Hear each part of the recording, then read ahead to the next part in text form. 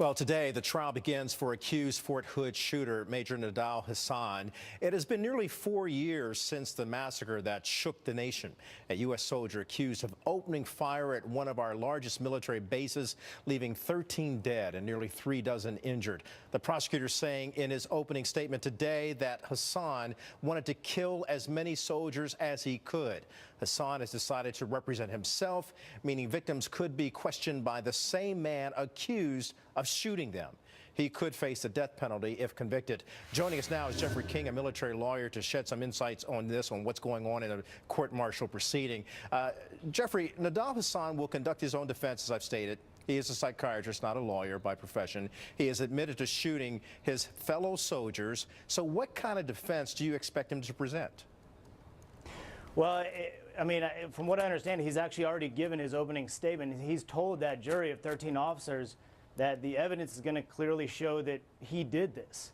And the judge, in a previous hearing, has already told him that he cannot use the defense of others. In other words, that he was defending his jihadist brothers from imminent death or serious bodily injury from the Fort Hood soldiers. That was the defense that he wanted to use, and the military judge said that is not sufficient. You can't use that. So, like everyone else, I'm kind of waiting to see what it is that he intends to use as a defense.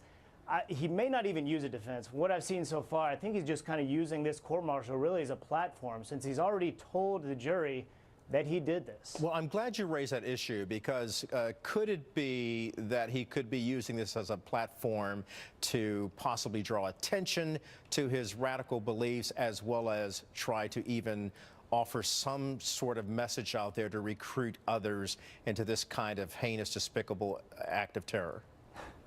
I mean, I certainly hope not. Of course, he could try to do that. I think the military judge and the prosecutors involved with this case are going to go to great pains to ensure that that doesn't happen, because they actually have a big challenge here. They have somebody that has an accused that's going to defend himself, and that's going to create a lot of issues down the road. So the military judge and the prosecutors in every step of this case are going to ensure that it can withstand appellate scrutiny. So they know they're going to get a conviction. I think that's inevitable. So what they're focused on is making sure that after this, when it gets to the appellate level, that it will withstand that appellate scrutiny and that they actually get the death sentence that they're hoping for. Jeff, running a little short on time here, but the Army has invested some $5 million in this case so far. It has built a protective barrier around the courthouse with sand bunkers to protect against any possible explosions.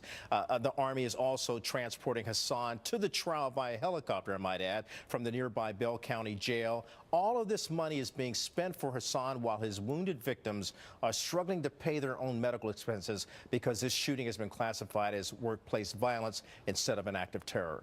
Will this trial have any bearing on that status? Well, the money that's spent on Hasan is actually, that's something that we want to happen. And the reason why I say that is because what the government is doing here is they're ensuring that he has everything available to him to put on an adequate defense, so that when it gets to the appellate level, that it will withstand the court scrutiny and make sure that there are no issues, so that if a death sentence comes down on this case, that will actually lead eventually to an execution. The first execution, I might add, in a military court-martial since 1961. But the heartbreak continues for those families who have to deal with the medical expenses and everything, because they're not ruling this as a terror attack. Jeff King, we thank you for your insights. Good day.